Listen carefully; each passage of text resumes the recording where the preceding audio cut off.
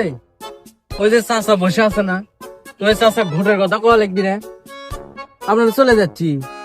আরে ওই চাচা কোয়া লাগবি না, ওই চাচা প্রতিবারে আমাকে যে বাস মার্কা নাই ওইটা দিয়ে ভোট দেয়, তার থেকে চলো 8-10 জনের থেকে ভোট চাই। আরে চাচা বললে সমস্যা কি? যদি চাচা আমাদেরকে ভোটই দেয় তাহলে বললে তো কোনো সমস্যা নাই, তাহলে তারও খুশি হবে। চ বলে আসি। আরে গোলামি দেওয়াই চাচা আমাকে ছাড়া ভোট দেয় না, তো তুমি দেখিচ্ছি একবারে নাসর বান্দা। তো চলো যাই জিজ্ঞেস করে আসি, আসো। চাচা ভালো আছেন? বাবা তোমরা কেন আছো বা?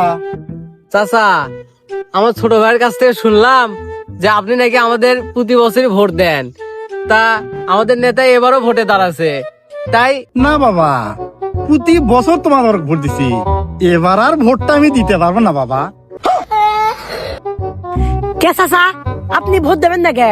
দেখো বাবা, ওই 15-20 বছর আগের ভাগটা বাদ দাও, আমরা এবার গ্রামের লোক সকলে মিলে সিদ্ধান্ত নিছি আমরা এবার সৎ যোগ্য ব্যক্তিকে ভোট দেব। মূল কথা হলো নামাজি ব্যক্তিকে আমরা ভোট দিয়ে এবার নির্বাচিত করব। চাচা ভোটটা কিন্তু নষ্ট করেন না, নামাজি ব্যক্তি ভোট দিয়ে কি লাভ হবি? ওটা কি দেশের উন্নয়ন করতে পারবি? নামাজের ইমাম যদি রাষ্ট্রের ইমাম হয় তাহলে কিন্তু দেশে সত্যি সত্যি কিন্তু দুর্নীতি, ধর্ষণ, চাঁদাবাদ মুক্ত দেশ হিসেবে গড়ে উঠবে বাবা। তোমার কোলামি তো চাচার কাছে যাইও না, চাচা প্রতি বছরই আমাকে ভোট। কি করছ তুই?